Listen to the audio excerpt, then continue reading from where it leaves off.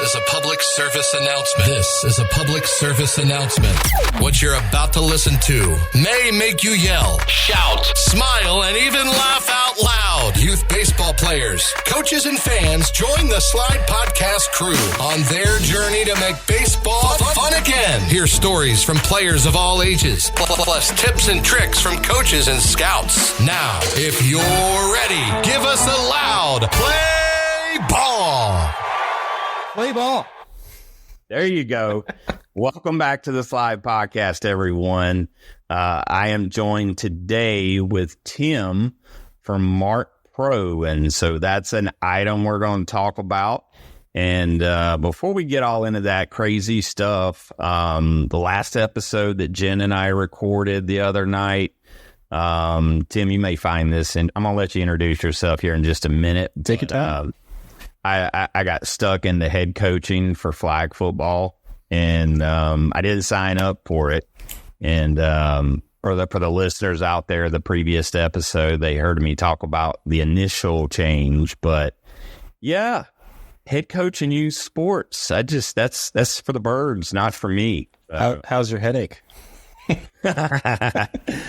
Oh, you know what? I'm getting readapted to Game Changer really quick. So that's a good headache. So, all right, well, let's introduce you, man. Shoot. Tim, tell us a little bit about who you are and what you do. Yeah, so my name's Tim Damaris. I've been with Marc Pro for over 6 years now. I am the director of business development, which in a small company more or less means you just wear a lot of hats. So if you've been to a bunch of PG games and you've seen the Marc Pro tent, most likely that was me there. I spend a lot of time on site educating and letting people try Marc Pro. I also help with some of our marketing and our photography, and there's a variety of stuff that I end up doing, all in the name of promoting Marc Pro, but then also the larger picture of recovery, specifically in youth sports. Gotcha. So Tim and I actually met each other at ABCA earlier this year out in Texas, and it was really cool. We hit it off and got a chance to sit at the bar and grab a drink. And so, Tim, we've said Marc Pro a few times for our listeners out there who are all in youth sports. So you're talking to parents, coaches, and players. Mm-hmm. Tell us what this Marc Pro thing is. Yeah, so if you've ever seen our product, the first question we get is this a TENS unit? And I can understand the question because we look similar. If you look at a Marc Pro, I'll grab one here, has a device with some knobs on it. There's some wires that come off of it. You put pads on the skin. So it is an obvious connection to say, oh, this must be a TENS unit. That was the first thing that I said to you. I'm pretty sure it might have been the first sentence out of your mouth. And I'm not offended by it because most people just don't have context or education in the STEM world, and that's fine. And TENS has been around for forever. It's ubiquitous. It's been given out by trainers like candy for years, for decades. But what makes Marc Pro different is we have a totally different intention. Like a TENS unit is designed for temporary pain masking. If there's like recovery claims for that, they're minimal. They mask pain, and that's about it. They don't do a whole lot for blood flow. They don't do a lot for lymphatic drainage. And that's where Marc Pro steps in. We fall into a different category of stim altogether called NMES. And even in our category of some pretty big differentiation. Our FDA indication is muscle recovery. And the way that we do that is we use an electrical signal, but we shape it much differently. I can get real technical later if you want, but most people don't. Right. But the difference is that we create these large muscle contractions that are really non-fatiguing. They don't tire the muscle at all, no matter how long you use it. They're very comfortable. Like it doesn't have that typical staticky electrical feel, almost like ants crawling on the skin that most stim has. And those muscle contractions are doing two things. The first one is squeezing blood vessels so they relax and they actually get bigger. It's called vasodilation. That means more blood flow to an area. And if we're targeting tired and sore muscles, we're actually sending nutrients to microtrauma to muscle fibers. If you're an athlete in any sport, you create damage. It's just how it works. And that's the crux of the whole recovery conversation is how do we repair this damage the best way possible? Yeah. When you're working out, mm-hmm. like you're in some cases you're tearing muscles and they rebuild. And so, and for we got into a lot of the big talk here early, but the reason Marc Pro's on the show is because it is a unit that can help players recover faster. It can help pitchers, rest their arms and let their arms recover quicker. And so a really cool device for kids. And I know one individual that owns one and uses one, and we'll get into that in a little bit. So, nice. But go ahead, Tim. Yeah. So, I have a tendency to just jump right in because it's what people want to know. But you nailed it. Like everything short of like a massive muscle tear is exercise induced soreness, tiredness, and tightness that we want to take care of. So blood flow is one element of that. And then we also squeeze your lymphatic system, which is your waste removal system, and it gets waste out. And that's, in my opinion, far more valuable than even the blood flow for the 15, 20 minutes you have the machine on. Right. Because we got to think of our arm. Say we're a pitcher in baseball or softball. You got to think of your arm almost as like after a game, there's been a car accident in your arm. And the best way for you to fix the car accident, like get all the debris off the road, like get the car out of there, get medical services there, is to get rid of the traffic jam. And that's what your lymphatic system does, is it goes in, it actually collects waste. And as we squeeze it, it pumps it out. I've heard it kind of referred to as like reverse milking a cow. And by getting all of that waste out, there's no longer a traffic jam. So repair units, which in the case of bloodstream is oxygen and nutrients, can get there much faster. And if we do that well, which Marc Pro does very well, then even after the machine comes off, your blood flow remains high. So we're going to optimize recovery for the next 24 hours. So you're stimulating the veins and everything, the blood flow, just it keeps going. Yep. So during the process, we're stimulating vein vasodilation. And then after that, even as the vasodilation dissipates, we're removing that congestion. So blood flow has no impedance to get in there.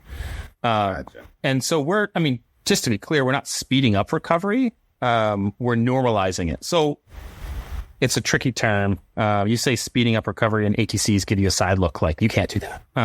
Right. But if we remove obstacles, we would be speeding it up compared to if you did nothing. But really all we're doing is taking innate systems in your body that are already going to be working. And we're taking out some of the obstacles that's keeping them from working at their best. If that makes sense. So what would I see? Because it's tradition, I think I see it in most parks when I go, but you see the kid that, ices his shoulder, ices his arm afterwards. Like, what are they really accomplishing by icing? Nothing good. Nothing good. Yeah. So excuse the terrible pun, but that's the hot topic in baseball, and it has been for a long time, is to ice or not to ice. Well, one of the hot topics. And you look at every baseball movie you ever saw growing up as a kid, like they all had the big strapped on ice. And we've all seen a picture of like LeBron with big ice packs on his knees.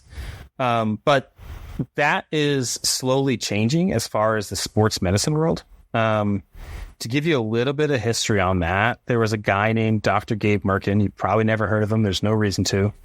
But he came up with something called the RICE protocol, which you may have heard of: rest, ice, compression, elevation. Yeah. Yeah. It's probably the most recognized sports medicine protocol that's out there. And it's simple, straightforward. Most people, if they think about it, it makes sense. Like, I want to rest it so I don't hurt it. I'm going to ice it because that makes it feel better. I'm going to compress it because it stops swelling, and I'm going to elevate it because then I'm going to drain the limb out. All four of those are not well quantified in that acronym. But the biggest issue that we take is with icing. And the main reason for that is when we ice a muscle, when it's tired and sore, or worse, if it's injured, what we're going to do is we will reduce swelling, but we're only doing that because we're arresting your body's response to the damaged area. So when you ice it, things are going to shrink up a little bit. So you actually get vasoconstriction, so less blood flows coming to the damaged area. We also get something called lymphatic backflow. So waste that has been collected can flow back into the muscle, and then we trap waste in and around the damaged tissue. We're going to dampen inflammation, which the inflammation itself is triggering repair. It's like the signal for the body to get to send nutrients there. And then we can actually damage healthy tissue if we leave it on for more than 10 minutes at a time. Oh, wow. So yeah, when you say waste, like, yeah, what waste am I really talking about? Because I mean, I work out, kids, play all the time. What waste are we talking about? So everyone probably heard of lactic acid, right? Like, you got to get rid of the lactic acid. Well, it's a little bit of a misnomer. We have something called lactate that our body creates as a byproduct from muscle movement and activity. And our body actually reuses that for energy. And so we don't really need to be as concerned about that. When you hit a lactic threshold, you'll get that like massive pump that bodybuilders are chasing. But your body will do pretty good at removing that on its own. But there's other wastes involved from when we move. There's a byproduct. It's kind of like a car burns gas and creates exhaust. We burn ATP, and then we're going to have a downflow of waste product from that. Metabolic wastes like phosphates, creatinine, urea, uric acid. Sometimes it can even be scar tissue. And you don't need to know the specifics of that. And if you just call it lactic acid, that's fine. But you have to understand what that waste is going to do. Is it's going to stick in those muscle fibers. It's going to reduce range of motion or pliability. It's going to reduce blood flow. It's going to increase soreness, so your performance goes down. It's going to slow down the recovery itself, so you can't get back to 100%. And then you can get into that overuse situation. So we really don't want waste. I mean, waste sounds negative because it is. But even if you don't have an understanding of the specifics of either of those, what you want is good stuff in and bad stuff out. So bring in things to repair and take out the stuff that's stopping you from doing that. Yeah. Gotcha. So now the design of the unit, obviously you got the meter, so what exactly am I adjusting on that device that you had before we get to the skin contact? Oh, yeah. So this is actually our more expensive unit. It's a little bit more complicated. But if you looked at our small unit, it'd look like this, where it's really simply just a screen. And then we have these dials here. So when you turn the machine on, our small unit, which is what we normally recommend for athletes because it's extremely safe and really easy to use, it's preset at something called low frequency. So the low frequency is all it's referring to is how quickly it fires. So it fires to twice a second, right? So it's twice a second. We're just creating muscle contractions.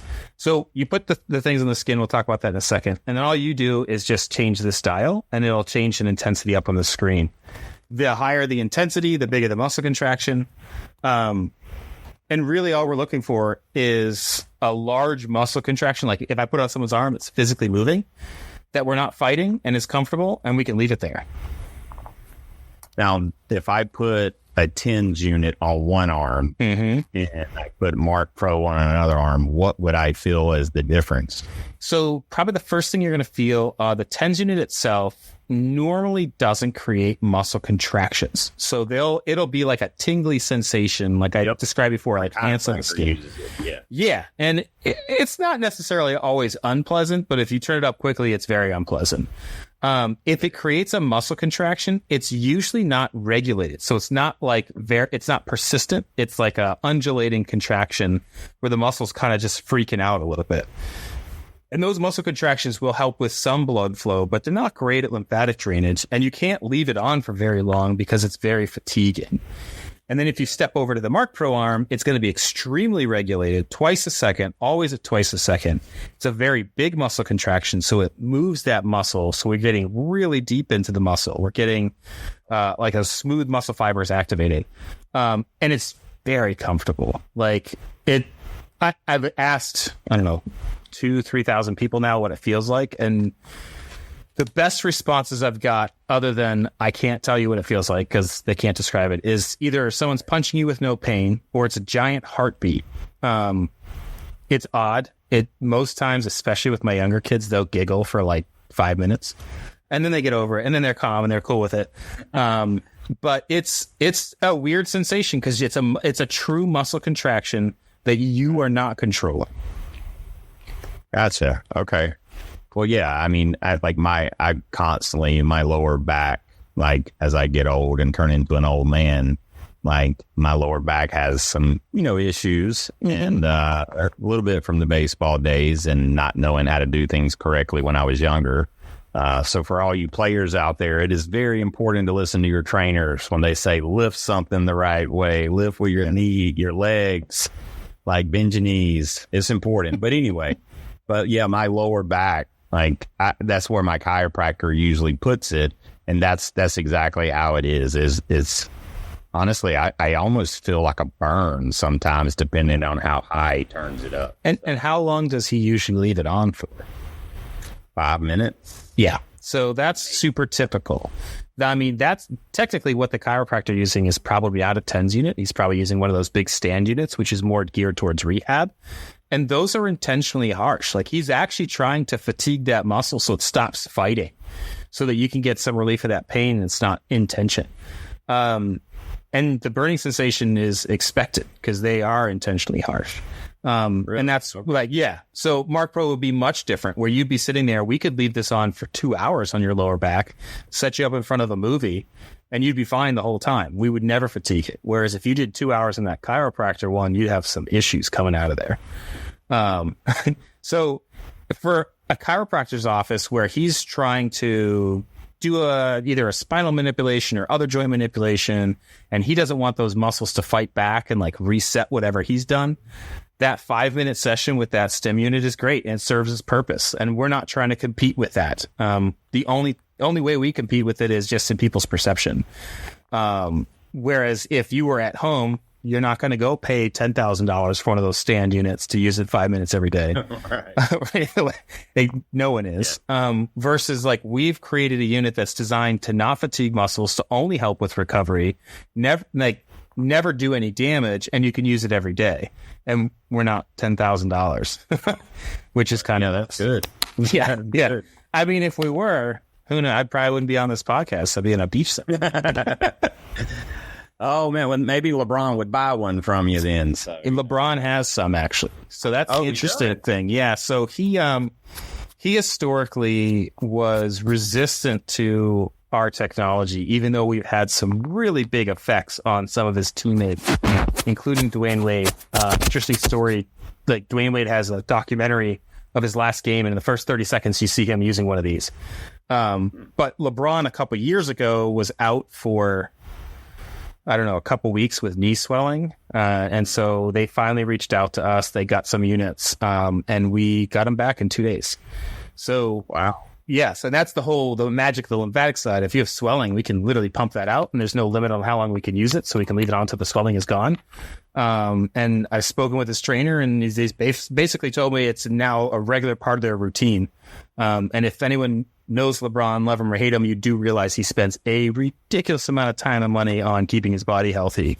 We're glad to finally be part of that routine. Right. Gotcha.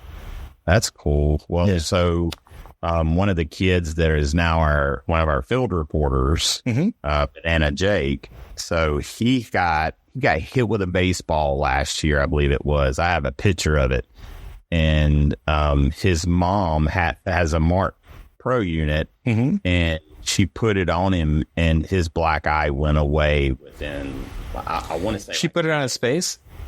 No, I think she put it somewhere else on his body. Okay. But where she was putting it, I think it was on his arm, because he's a pitcher. And she said his black eye went away very quickly because I guess just the blood flow that it stimulated. But yeah, it's actually probably. So that's probably an anomaly as far as getting the eye out, because you'd want to use muscles that are closer, and it's not even blood flow, because the bruising itself is capillary damage that's put blood into the skin. The way to get that out would be your lymphatic system, so it's the lymphatic drainage side.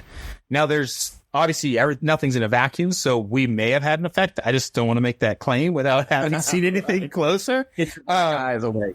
Yeah, but we do have like a giant lymph node both in our neck and in our armpit, and those are the collection points for waste. So if she has it on a shoulder and arm, it is going to affect that to an extent where it's actually going to create like a vacuum and start pulling some out. We have technically we have a counterindication where you're not supposed to use it on your face, but we do have UFC fighters that have used it on their face to drain swelling out after fights. So we know we can have an effect. I've just never seen it from an arm to affecting a black eye. Gotcha. Yeah. UFC fighters. Well, look, dude, if UFC fighters are using it, it must do some good. Oh yeah. We've been really blessed with pro and college sports where in baseball, we have every Major League Baseball team. We have over 200 Major League pitchers we know of that have their own outside of what the teams provided them. And most of those purchases have been based off of team use. We have every minor league team. We have almost every other pro team in the four major sports. We're getting huge into soccer. We've done a ton of volleyball now. So pro and college, we do great. The problem is at that age group is that it's almost always triage. Like those guys have been doing this forever. Guys and girls, sorry. Yeah. They've been doing this forever. And so they probably have had existing injuries they're trying to stay ahead of, or they have a current injury that they're trying to treat with this. And our real goal, like our stated on our website, is injury prevention, to keep overuse injuries from happening. And even sometimes if we can keep muscles more pliable, acute injuries might be decreased as well because the muscle can take an impact better. So one of our huge directives more recently is the age group that you talk to, is that travel ball, club ball team, where they're starting to see year round, like they're playing spring ball, then summer ball, then fall ball, and then working out in the winter. It's crazy. And that's just if they're playing one sport, they may be playing multiples. And so we've really Yeah, you're hearing so many stories about these 14, 15-year-old kids having Tommy John surgery. Yeah. It's such a young age. It's just ridiculous. And it's even crazier in women's sports with ACL injuries. Oh, really? I don't know. Yeah. I mean, I did an ECNL tournament, girls ECNL tournament in January. And on my first day, I did about 60 demos, and probably almost 20 of those girls had already had, at age 16, almost 20 had ACL, too many acronyms, ACL surgery. And that's an astronomical number to be at almost a third at 16 years old with semi-catastrophic injury. You'll come back from it, but it takes you out of your game at like the prime of that recruiting period.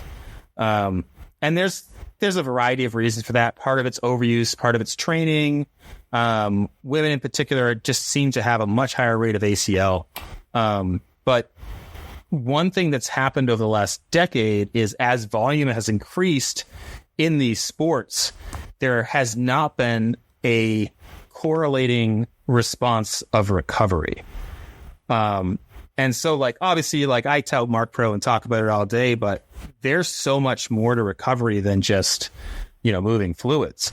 Like, most kids that I talk to, I'm like, well, how do you get stronger? And they'll be like, well, I work out more. Like, that's not actually true.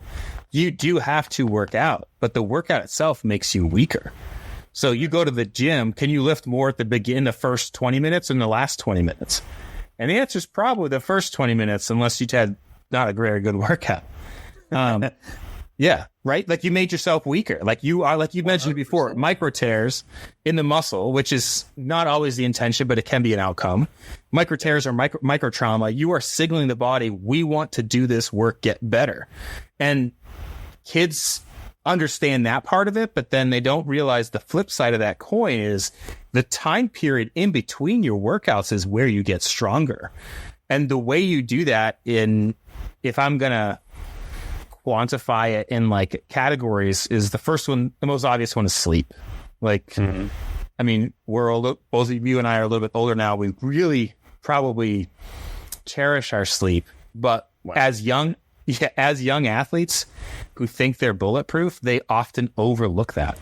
Like, we should cultivate a routine for sleep. Like, we should try to keep I don't necessarily prescribe to circadian rhythm, but keep a rhythm in when we go to sleep so our body's accustomed to that. Get that hormonal reset. Like the mental reset is huge from sleep. And don't overlook like constant quality sleep, even if an 8 hour should be looked at as a minimum for athletes. Like if you can do more, the better. But that and seems obvious, but it's never treated as a staple. And the next category that's going to be intake, which also seems obvious, and that's hydration and nutrition. But the reason why, if you go get a massage, they tell you to drink water is not because you need additional water for massage. It's because you need to be properly hydrated, and they expect you not to be, because most people aren't. And I forget what the statistics are, but it's like a 2% drop in hydration is like a 10% drop in performance. Don't quote me on that, but it's significant. So if our body is more than 50% water, and if we don't bring like that water to the level it needs to be at, we're going to see a problem when we go out on the field and try to perform. So that's just hydration. Obviously, nutrition, you're going to be bringing in all the nutrients that you need, whether that's food or supplementation or otherwise. But those are the building blocks for stuff. And then there's our category, which is slightly separate, and that's active recovery. So that's the movement of all those things. So you need all three legs of that stool for us to sit on the top and, actually support our recovery. Right. Yeah, exactly. So if you just look at workouts, what you're really asking for is either an injury or decreased performance or both. Right. So if I get a Marc Pro unit, like just say for my son, and he's a pitcher, like is there benefit to wearing it on his arm, his shoulder before his practice? Yeah, that's actually a really common question, because the people are like, well, I want that arm to have nutrients in it. I don't want it to have, they had like issues with range of motion. And so it's really relevant. And we actually have a ton of pitchers and other people that will use it as part of a pre-warmup. My biggest caveat to that is I want to make sure it doesn't replace a part of your warm-up. Like there's a reason why we've developed not necessarily intricate, but like well-established warm-ups. Like in baseball, you're seeing long toss and band work and a variety of other things. And the reason those are there is because they are going to prep the muscle for performance with blood flow and lymphatic drainage like we do. But they also activate the central nervous system and give you proprioception. So you're prepared for performance with awareness of time and space for that muscle. So if you're coming into a workout or a game and you're really tight or sore, then Marc Pro is going to make that go away, but you still have to go out and do your regular warm-up so you're prepared for the game. Right. And ideally, if we're using this consistently after, which is our prime period, hour after working out, lifting, whatever, start feeding that damaged muscle right away, start removing that waste right away. You probably won't need it beforehand because that congestive waste is gone. So we shouldn't be stiff the next day, or we should be significantly decreased in our stiffness and significantly decreased in intensity and duration of soreness. So if you are religious about using this afterwards, then you don't have to worry about using it as a pre-warm-up, and you should be much better off. So really the next day soreness that you may or may not feel from either, playing a game, practice, or working out, like if you're using this device, after you're done with whichever exercise you're doing, I'm not going to have necessarily as much soreness the next day. That's normally what's going to happen. So I have a lot of people tell me they have little to no soreness the next day. The thing is, if you worked out really hard, no matter what you do, you're going to have soreness the following day because you're creating that microtrauma. But it's the combination of soreness and stiffness that's what really gets us. And the stiffness is really from the congestion in the muscle. So if we get rid of that, most people feel like their soreness is significantly decreased. And it might be, but it's probably we're actually taking the stiffness out. Like if you've ever seen like a marathon runner the day after and they're like walking backwards downstairs just so they don't fall. Most of that's stiffness. There is some significant soreness, but the biggest issue with that is their stiffness. And we have a huge impact on that. Wow.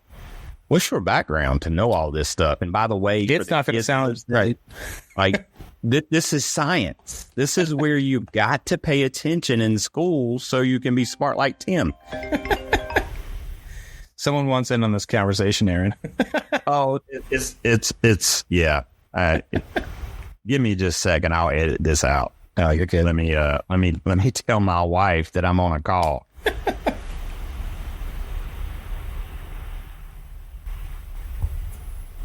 It's probably my son. He's home sick from school today. So. Anyway, sorry about that. So, yeah, what's your background, man? Yeah, so it's not going to sound like I should know anything about recovery when I tell you my background. So I actually went to school for English writing. So I have a bachelor's in English writing degree, so I can write a killer email if I have to. But I know. But to get through school, I actually worked construction like every single break I had. So I didn't really want to be a journalist or a teacher. So I ended up going into sales in the construction world. I was in a vertical market for heavy diamond demolition, which the reason I mention that is ended up being a highly technical sales position where it's very consultative, and I had to do ton of diagnostic stuff and work with companies very closely on their projects, which gave me a really good basis for both training and consultative sales, and really starting to understand what the needs of the customer is, more so than just like, hey, this is what I have. Let's fit that into your mold. I had to take the other route of like, these are your issues. What is it, or what can I or can I not do?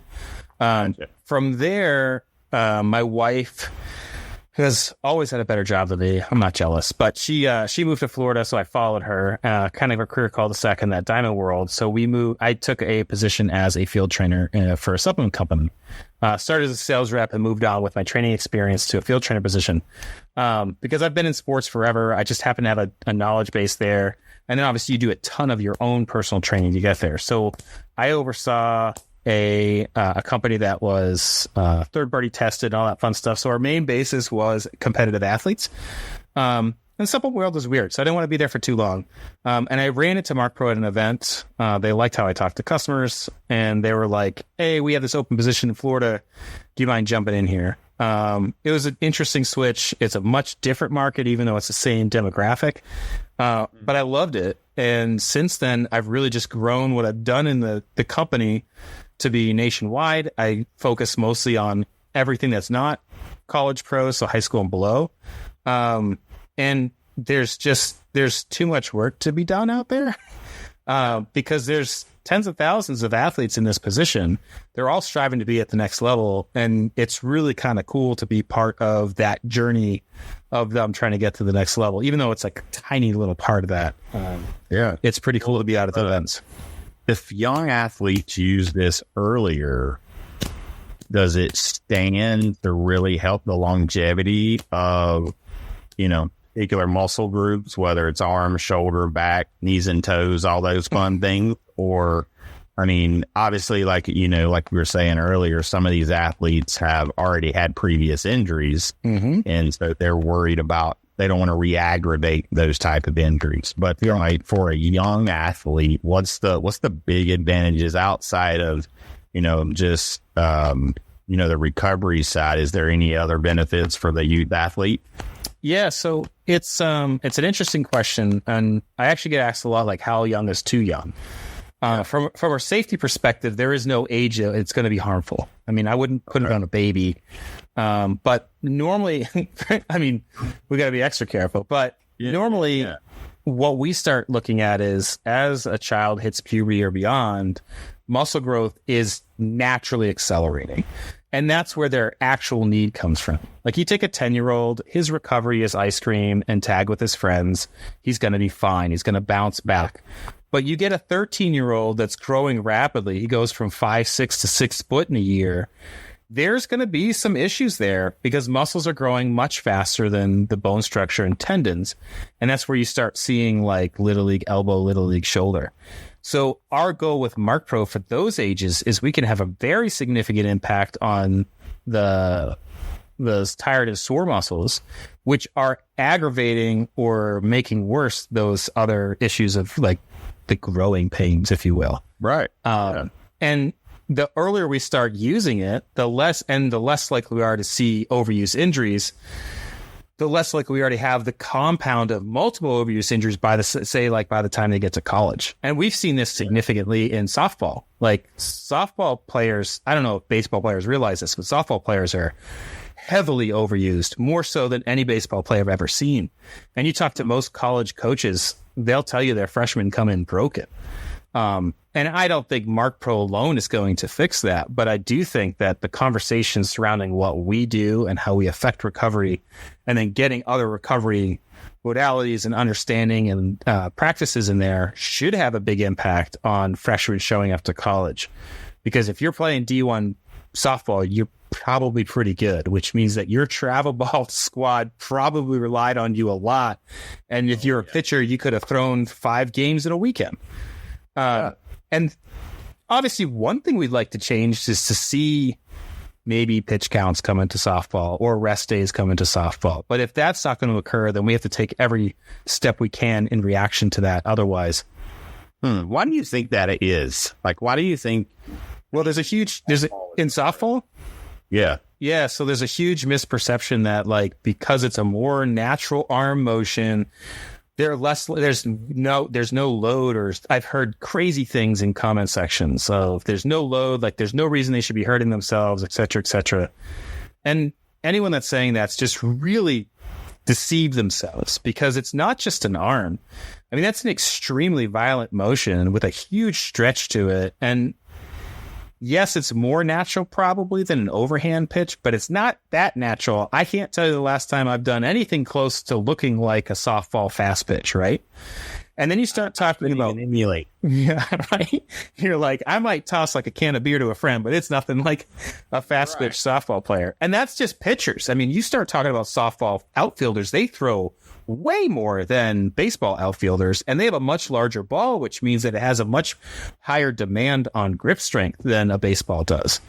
And so I just think there's just a misperception of how softball is played. And that's probably because even though it is a great sport and it is drastically different than baseball, most people that play baseball think they have a clear understanding of that sport, and they just don't.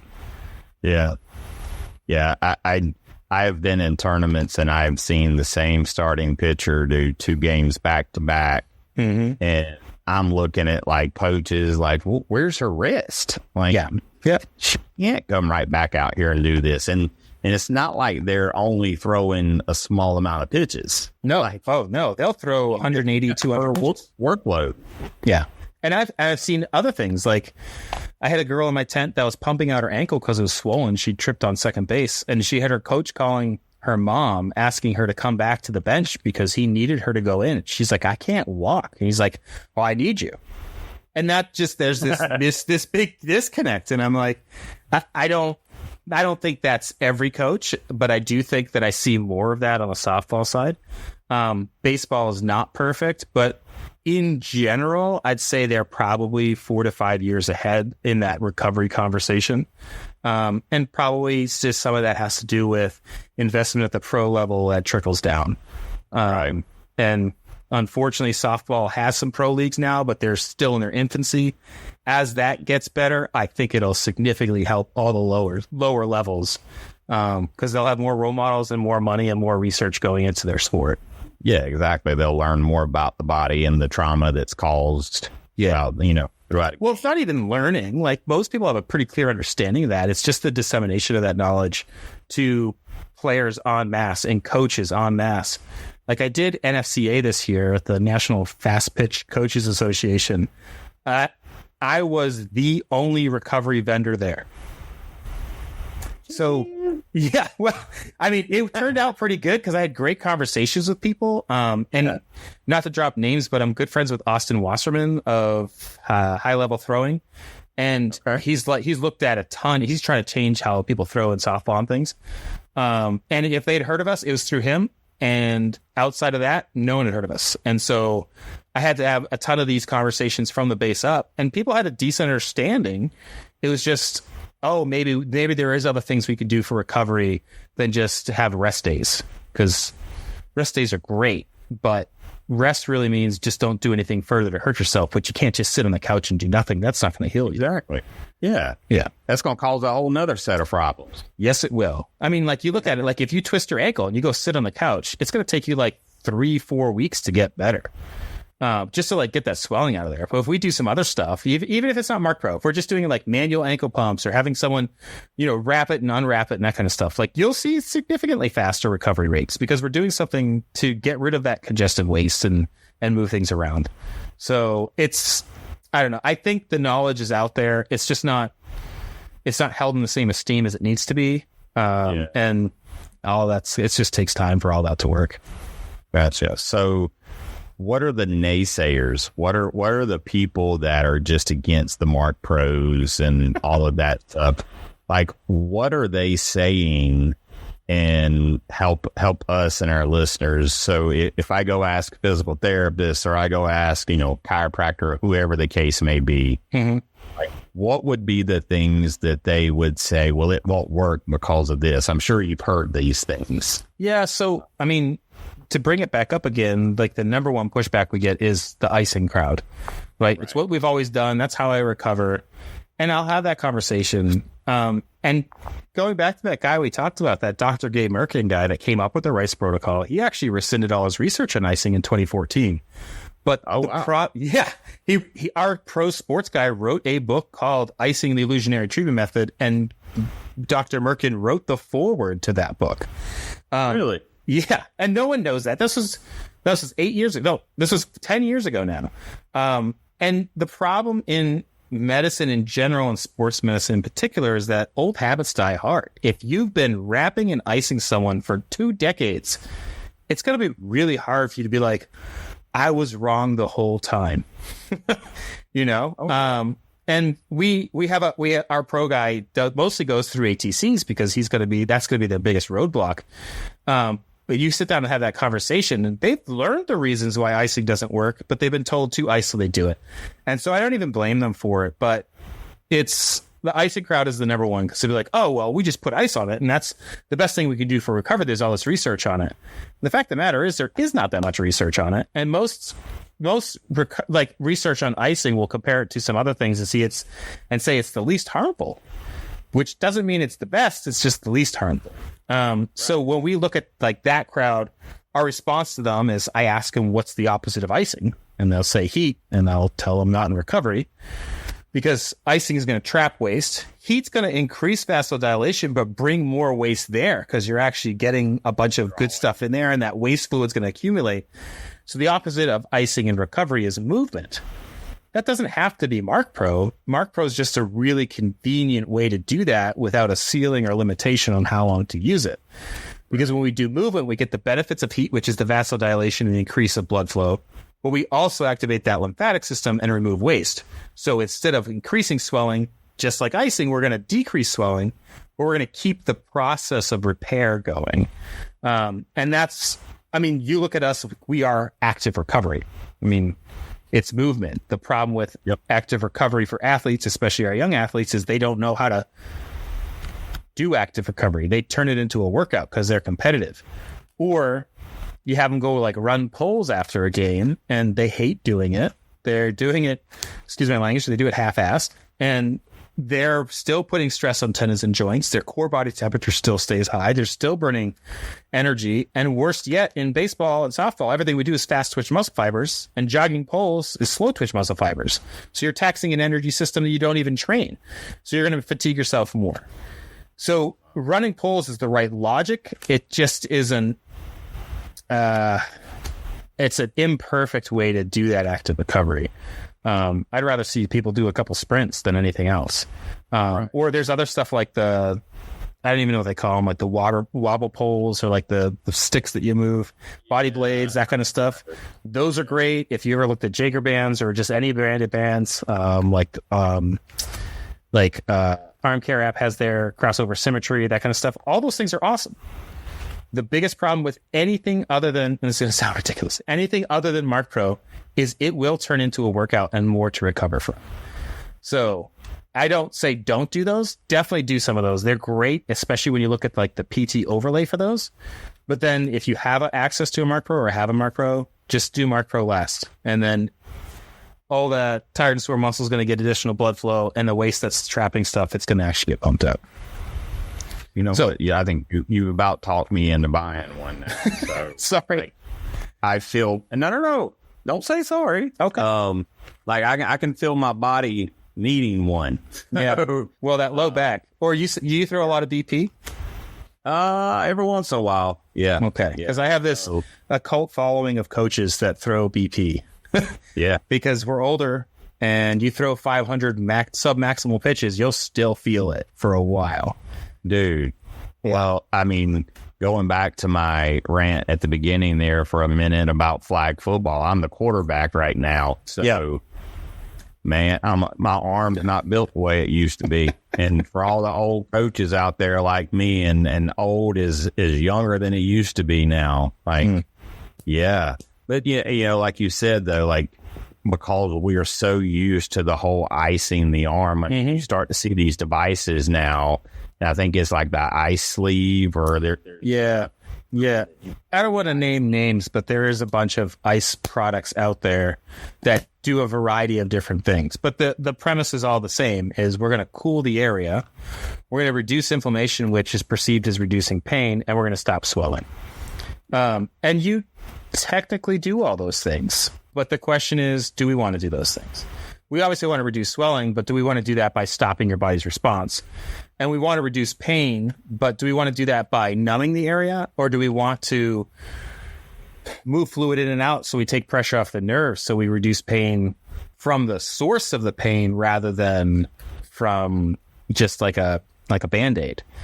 And I mean, I'm not going to not, if you use one occasionally, it's like, that's fine. But if you use it every day, you're setting your recovery back. Or at least that's kind of what the science has been showing. That's interesting. I'm learning a lot today. So, like, this is, I mean, now, I've granted, like, you'll probably still ice things, I know. No, actually, I don't. Like, okay. I don't like putting ice on my body. Just, because, I mean, it's never comfortable. And, you know, I mean, now a heating pad every once in a while I'll use, but I try not to do any of that. Yeah, well, so a heating pad's not bad. Like, in most cases, if you have a tight muscle and you throw a heating pad on it, like, it's not going to create swelling. The time you wouldn't use a heating pad is when you know there's an injury of some kind. Then that's just going to create a bunch of extra swelling. Or if you just finished a game and you throw a heating pad on, we actually want to cool that area naturally. But so heating pad has its place. And I actually really wanted to be clear, like, this whole discussion is not about ice baths. That's a separate submersion. Ice baths is a whole separate conversation. But it's more like that localized icing you'll see for injuries and such. Yeah, totally. Man, have you ever had any big injuries in your lifetime? I've been extremely fortunate that I haven't. In the last 6 years with Marc Pro, I do CrossFit, and some regular lifting stuff. So I've had some like knee issues and that kind of stuff. And it helps tremendously. But I just had a story from a kid in Georgia who got tackled by some of his friends, like landed on his elbow wrong. And they determined that he hurt his rhomboid muscle, like pretty significantly. And about a month and rhomboid. Yeah. So it's like the muscle inside the shoulder blade. So he landed on it, jammed it, got it pretty well hurt. I mean, he had it looked at by a physical therapist, a school doctor, a friend doctor. All big. Yeah, it's definitely this rhomboid muscle. So a muscle injury is way better than a broken bone or tendon, but it's still going to take some time to heal. After about a month and a half, he plays baseball and football. So they had him go throw a football, and they were like, yeah, in like 10 minutes, it was super tight and sore. So then the next day they threw the Marc Pro on for 30 minutes. And then the day after that, he threw the football again. And he said, all of that was gone. Now, I didn't heal this muscle, but my assumption is his muscle was more or less healed after that month and a half. But if you're not moving that muscle during that time period, that waste is trapped in that muscle. So it's resisting itself every time you go and use it. So he went to go throw the football the first time, and it's super sore and tight because he's fighting himself. Then he used the Marc Pro for 30 minutes. We resolved that issue, not healing the muscle fibers itself. And that following day when he threw and it felt amazingly better, like back to normal, it's because it was back to normal, but he had some obstacles to doing that. We fixed the obstacles. So we'll see that. I mean, at the pro and college level, we've seen some much more significant stories, but we can't really mention those because those guys get paid lots of money and we don't want to get contacted by their agent.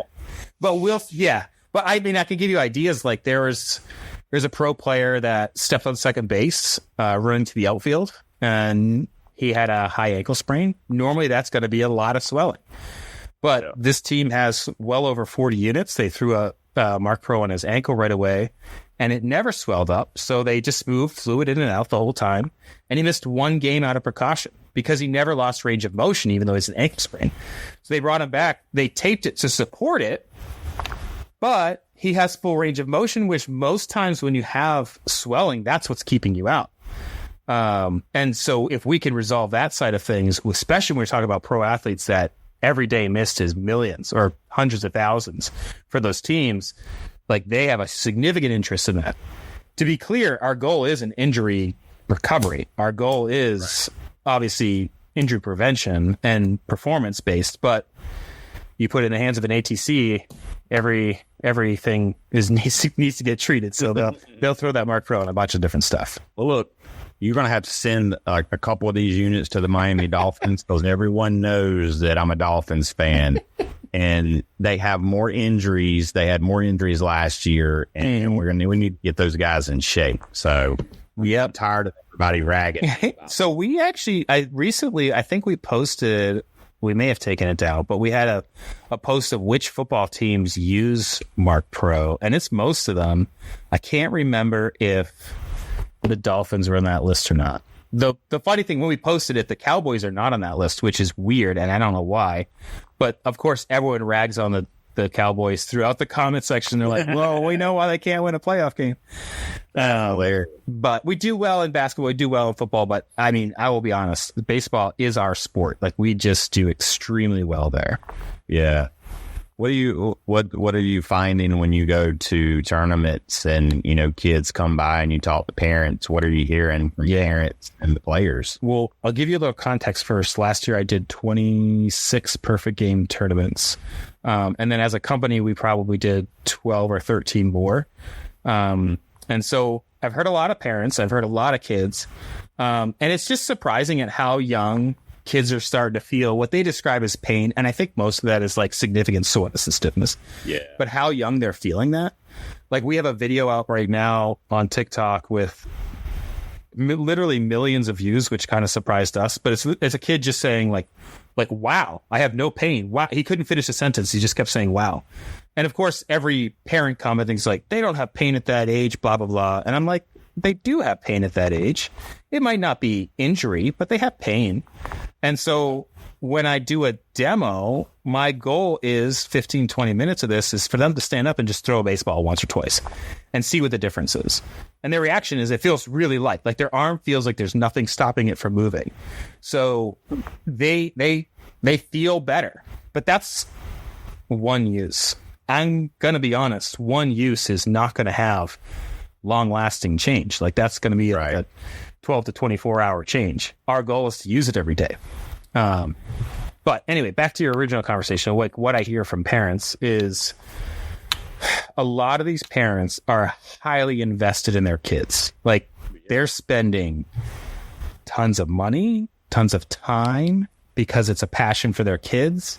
Some of the parents are living vicariously through their kids, but most of the parents, they just want to see their kids succeed, whether that's this or something else.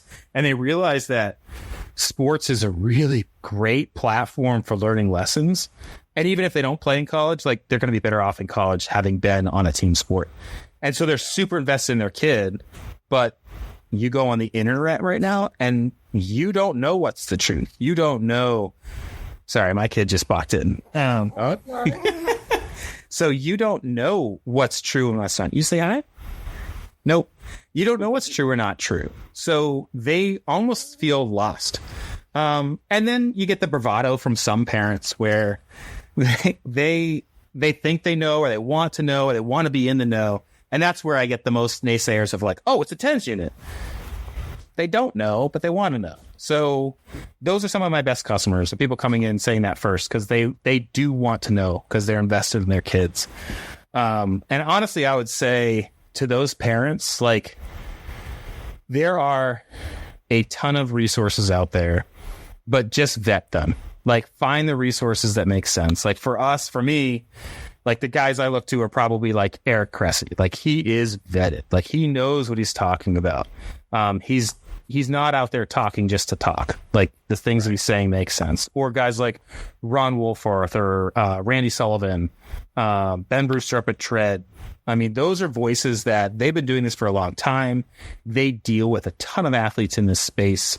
And they're not influencers, they're educators. And that's what you kind of have to sift through. Yeah. Well, I definitely might.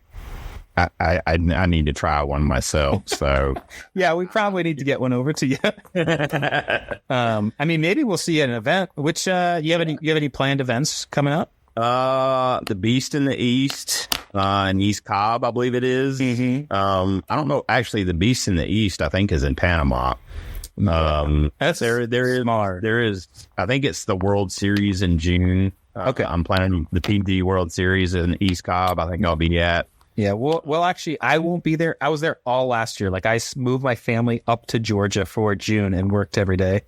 Now I'm off trying to open other sports, but we will have a guy there. So if you or anyone else listening goes through East Cobb, he will be set up behind the third base dugout on field 1 with a tent all summer. Go see it. We do free demos the whole time because our goal, obviously, if you want to buy one, we will sell it to you. But our biggest goal is to educate you in the recovery space, how Marc Pro fits into that, and let you try it. Because, I mean, we're not a $10,000 chiropractor stim unit, but we're also not cheap. Like, our base model starts at $700.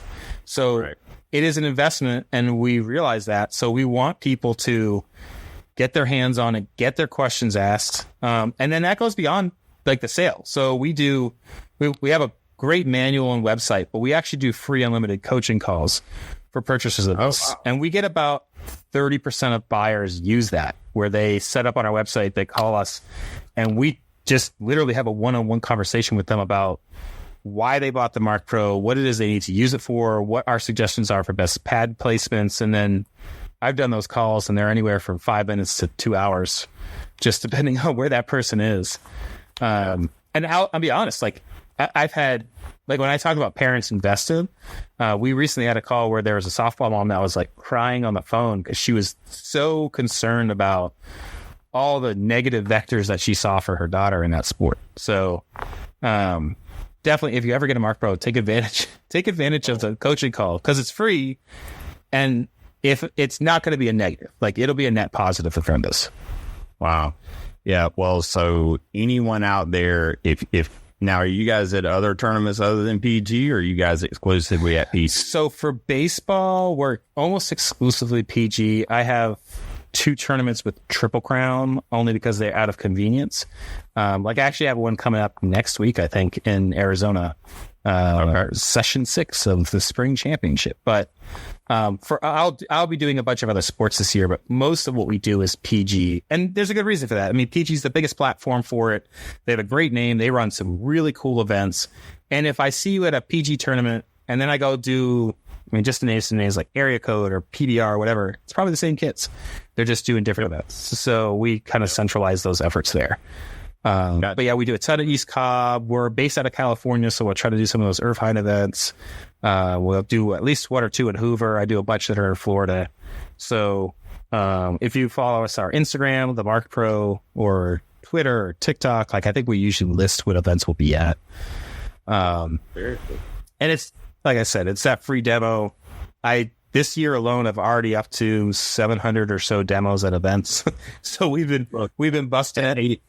At ADCA, I think I'll walk by your booth a couple times, and the same lady was like, "I'm not here with it all." Like, yeah, you must have loved it. So that was Mobility Chick, who I'd never met in person. We just talked a bunch, and she'd never tried a Marc Pro, but we had a deal where she gave away a free one to people that came to her talks, and she came by and she was like, oh, this is actually really good.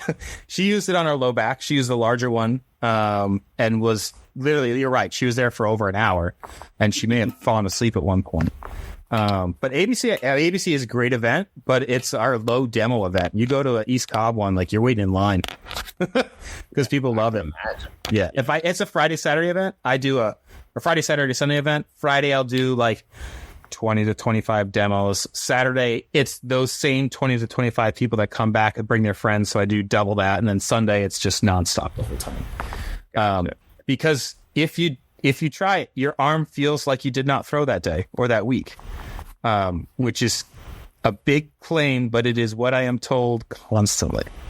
Well, all right, so before we end, let me ask you a question. So again, I'm going to play the role of dad. I got a son that's pitcher. How old is he? My son's 9. He's a pitcher. Yeah. So, but let's just make believe. So he puts Marc Pro on his shoulder after he pitches his arm. He feels like he hadn't thrown, right? Tell people about what you still need rest, right? 100%. Yeah. So that's actually one thing I warn people about a ton is, we're going to actually we have 4 pads. So I actually do above and below the elbow. So I'm like forearm, bicep, deltoid trap. So above and below the shoulder. So we're affecting all the muscles that you're using while pitching. The reason why it feels like you haven't pitched is because you are used to your arm being super tight, like really tight. And so it's like resistant to you. You still need to adhere to pitch counts. You still need to adhere to rest days because we are not healing those micro tears in muscles in 15 minutes. Like that would be ridiculous. Even at our pro level pitchers do 3 to 5 hours of this after throwing.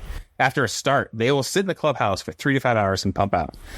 Even that situation, we're not healing that. Like we're starting the process and we're helping it. So you'll be way more comfortable through your rest period, but we still want our rest time, which doesn't mean do nothing. It means like be active, but don't throw a ton.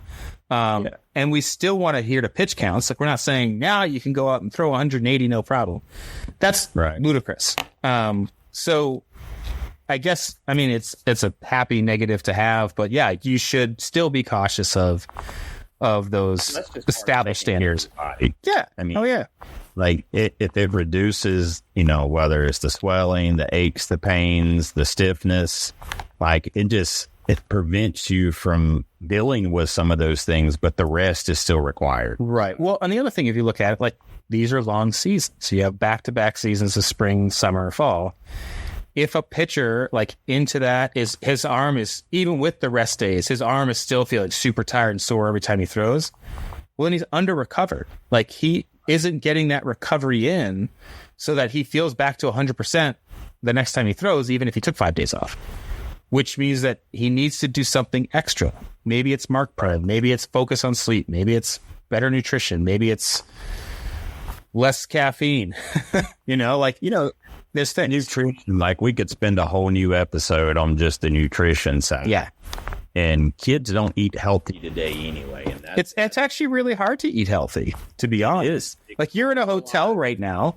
Like these kids, you're in the same situation as these kids that are doing travel league stuff. So like, what's your best source? Your easiest, most convenient source of food right now is like that greasy hotel food that's down on the first floor. It's probably going to be accompanied by a beer, which isn't an issue with the kids. But like you're done at the fields at the end of the day. Like you're not going to go to Whole Foods and go get some, crazy good food available to you or go to a grocery store. You're going to take what's convenient. And when you're traveling all the time and you're playing, it's convenient. You go to, East Cobb has slightly better concessions, but most places you go to, you get terrible hot dogs and popcorn, and that's what's convenient. And the kid's like, well, I need like a quick boost. So they get like an Airhead or a Butterfinger or something. So you're there. Most people, athletes included, are thinking one meal at a time, and they're not looking at that like longer spectrum of like the entire season. Like if you eat at the concession stand 3 times a week for every tournament, then that's probably not going to help you. Right. And you see that with a ton of pro athletes now. They're like, yeah, go ahead. No, young athletes, like I think, and my daughter is a competition cheerleader. and like getting her to eat good protein or take in good protein after an event, or, you know, was a challenge. Yeah. And protein is essential to help rebuild the muscles. Yeah. Well, not only that, but getting not just good protein, but enough protein. Right. Like, oh yeah, 'cause it takes a lot. Yeah. RDA, or not RDA, like, yeah, RDA, which is like base minimal, what people need, is something like 0.25 grams of protein per pound of body weight. Mm-hmm. And if we're there, that's not athlete intake. That's like bare minimum. There's estimates up to, for guys especially, like 1 to 1.5 grams of protein per pound of body weight, which means if you are a 190-pound athlete, you should be getting 190 grams of protein. Most athletes are maybe getting 100. And this is gonna be a little bit stereotypical, but girls are probably worse. Protein in particular increases satiation, so they're less likely to overeat it. And so it's much harder to get that protein in. And if you're a competitive cheerleader or you're a competitive whatever, your energy output is extremely high and you need to refuel that. And if you don't refuel it, you're asking for an injury, just begging for it, whether you mean it or not. Yeah. I mean, a Chick-fil-A sandwich after a big game or a big event's not quite going to fill the cup like most. No, a Chick-fil-A sandwich might be 20 grams of protein. Right. But it's also probably like 15 grams of fat. And then it's, you know, a bunch of carbs, which fat and carbs are important, but we should have a balance of them. Right. And so you might be hitting your calorie intake, but you're not hitting your protein intake. Your body's going to respond to that appropriately. So anyway, sorry, man, like supplement trader kind of came out a little bit. Hopefully everybody's still listening to us and learning. I mean, I think that's, you know, education is what we try our best to take serious and, you know, make sure that we provide, you know, good information for youth players, because, you know, any kid should not have to deal with unnecessary injuries. And they should know how to take care of their body. Yeah. Even if it's just the most basic fundamentals for that. Yeah. And they're like, we have kids that are like getting really granular on like lifting technique and like periodization. I can't even say the word, of like lifting cycles and stuff. And you're like, should I do landmine presses or regular? Like, they're getting really granular on that side, but they're not looking at the response to the workouts they're doing. Yeah. Yeah. So it's very in the day, you know, it's basics. It's what you put in your body and you eat and how much you sleep. And sometimes me personally, like, you know, sometimes those are hard things to do the right way. Yeah. So. Yeah. And we should know better.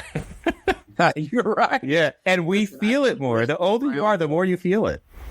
Yeah. So instead of educating everyone else, I'm getting educated here too. So good.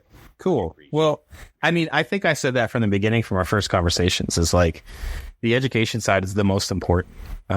If I sell you on Marc Pro and you take it home and you're all hyped up on adrenaline, like this is the coolest thing ever, I did you a disservice, because now I'm putting other things in the background rather than putting Marc Pro in the environment in the context of what we actually do and don't do. And hopefully you can move your entire recovery game forward, which should move your entire competitive game forward. And that's, like I mentioned earlier, that's why I like being with this age group, is that they have the most potential, the most room to grow. And I like affecting that whenever I can. Of course. Well, you and I both. So yeah. All right, man. Well, look, tell us how we can find Marc Pro. Tell us all the socials and all that stuff. So on almost every social, you can find us at the Marc Pro, MARCPRO. You can kind of see the C in there. You see the running man, that's us. That's on, our main ones are TikTok and Instagram. We do a little bit on Facebook and X or Twitter or whatever. I don't know when you're going to actually release this podcast, but I went ahead and, without telling you, I made a discount code for this podcast. Just slide. Perfect. If you go on our website and you put in slide as the discount code, it'll give you 10% off. Except from 3/19, so next Monday from today, 3/19 through 3/25 of 2024, we have our spring sale. So that code will be good for 20% off. So yeah, so normally our small Marc Pro, which if you're looking at these, like we make a big one and a small one. If you're buying it for an athlete, don't get the big one. You don't need it. It's not more power. It's options you won't use. The small one is normally $699. If you put in Slide as a 20% discount, I think it's like $546, something like that. Yeah, that's big. It's a big discount. It's it's $140 off. We also do a no interest payment plan. It's with the 20% discount, it's $46 a month. We don't charge extra fees or anything. We don't even do a credit check. So it's the easiest ways to get your hand on it. And then if you don't have the option to see us at an event and you go and buy one of these, we have a 30-day return policy because we want you to try it and believe it and use it. And if it doesn't suit your needs or doesn't do what I say it does, then send it back. I hate people that have Marc Pros and don't use it.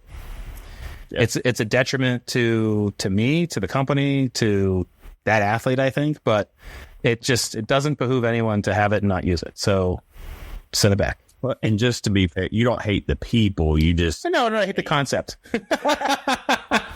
Yeah, I'm not out there just hating on those people, but I know it. Like he's talking about me.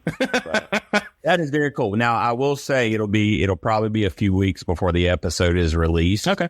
So we'll revisit that and make sure we've got everything squared away. So if you're listening to this and he told you some dates that are probably in the past, we'll make sure we get Tim and I will get everything signed up and ready to go. So. Sounds good.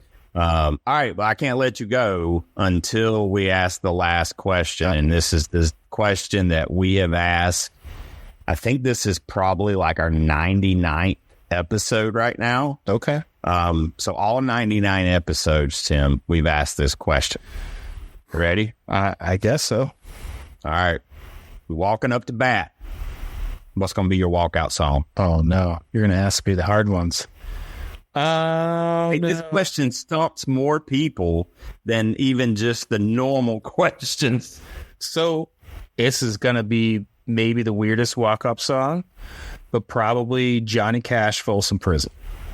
Oh, that's great. Because obviously the most people are going to jump on they're going to jump on something hardcore, like make it move, hype up.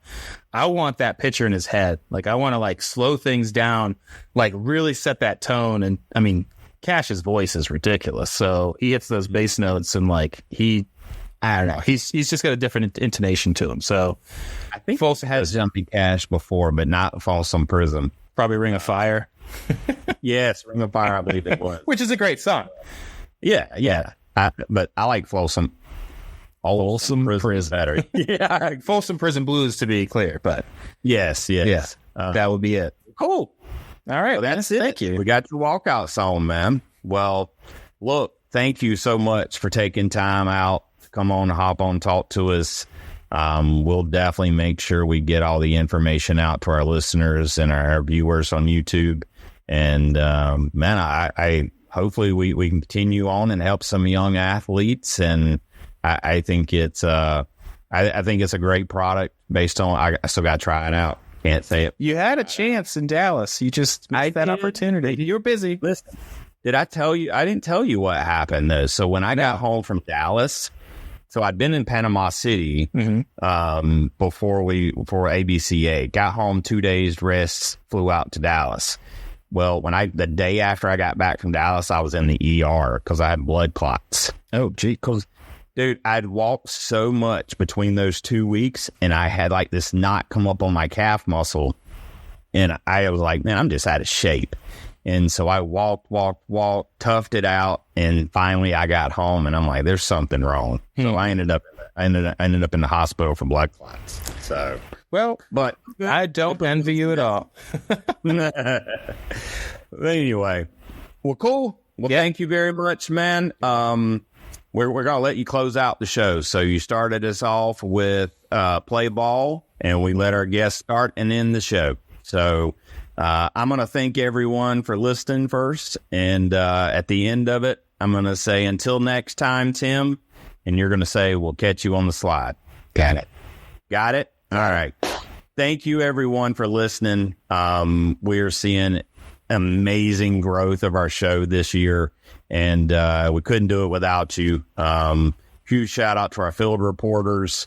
Hopefully, if you're listening to this episode, you know about our field reporters by now, but make sure you go check those kids out. Great personalities, great kids, and amazing ballers. So check them out. Check us out on all the social media, at the Slide Podcast Show on most every single one of them. And if you need anything, got questions, you got a baller in the family or someone you think should be on the show, please reach out to us, because we want to make sure to give them their opportunity to talk about and tell their story. So, all right, Tim, you ready? I'm ready. All right. Let's love you guys. And until next time, Tim, we'll catch you on the slide.